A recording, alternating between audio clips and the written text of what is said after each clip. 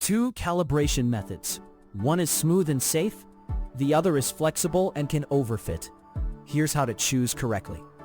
This is the shape your solution will take when we finish, which selects a safer calibration from labels and scores, and converts new scores into probabilities. I'm Professor Pi, teaching AI foundations with simple Python. When a classifier outputs a score, that number should map to a real probability. In practice, many models give confident but biased scores. That breaks decisions when you need calibrated odds for risk or cost-sensitive choices. Calibration is a small extra step that turns raw model scores into honest probabilities you can trust across groups and thresholds. Today, we compare two common calibrators so you can pick the right one for your data and your stakes. At a high level, Platt Scaling fits a smooth sigmoid to map scores to probabilities. Isotonic Regression fits a monotonic piecewise function that can bend to complex miscalibration. Platt is simpler and resists overfitting when calibration data are scarce. Isotonic can correct weird, nonlinear defects when you have enough held-out examples. Success looks like lower Brier score on a test set, which means predicted probabilities match actual outcomes in expectation. We will build a small reproducible binary example, fit a raw random forest, then calibrate with both Platt and isotonic mappings, and compare Brier scores on a held-out test set. Finally, we will simulate a small data case to show when Platt wins because isotonic overfits. This gives a clear decision rule you can apply in real projects. Now we prepare the data and a stable train test split. This snippet prepares a stratified, reproducible binary dataset and a clean train test split with scikit-learn. The function makeClassification creates features and labels with a fixed random state for determinism and class sep to control class overlap. The variable xtr holds training features and xte holds test features, while ytr and yte store their labels.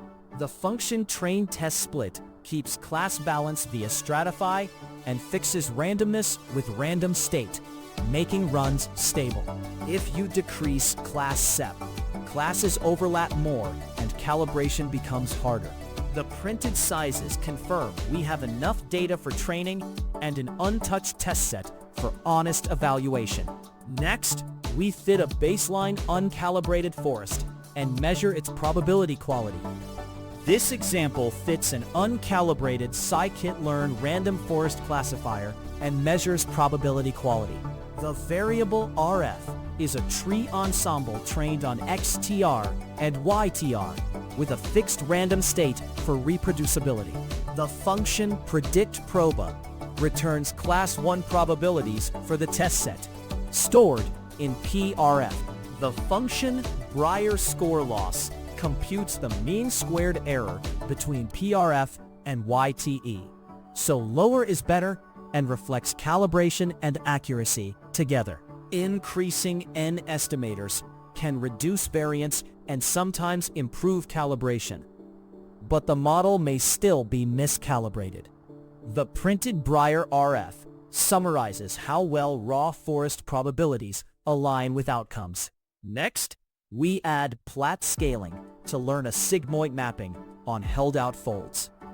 This code applies Platt Scaling via scikit-learn's CalibratedClassifierCV to improve probability estimates.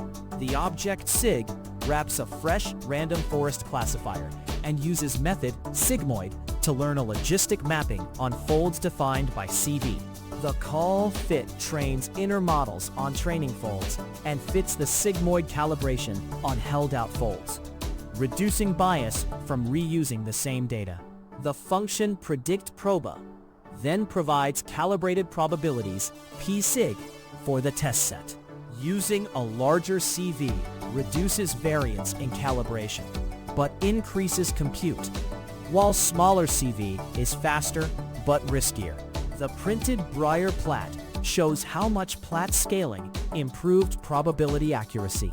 Next, we swap to Isotonic Regression and compare it directly with Platt Scaling.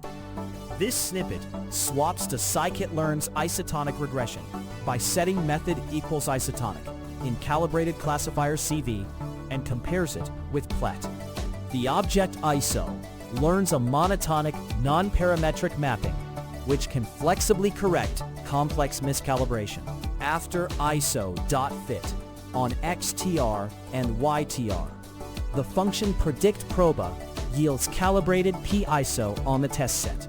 The variables BISO and BSig2 compute Brier scores for isotonic and previously computed Platt probabilities. The printed delta ISO Platt equals BISO minus BSig2. Negative favors isotonic, positive favors Platt.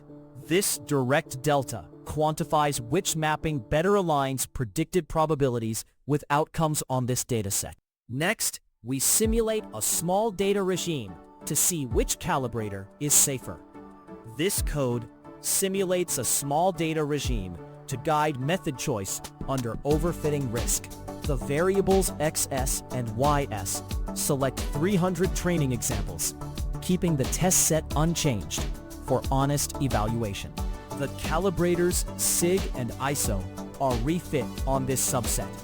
Then predictProba runs on XTE to get fresh calibrated probabilities.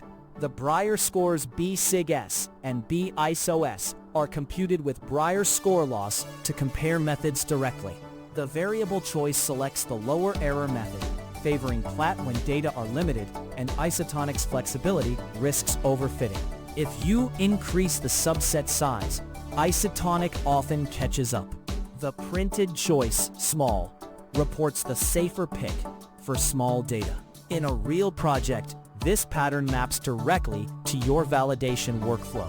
Keep a held-out test set for final Brier evaluation and use cross-validated folds only inside calibration.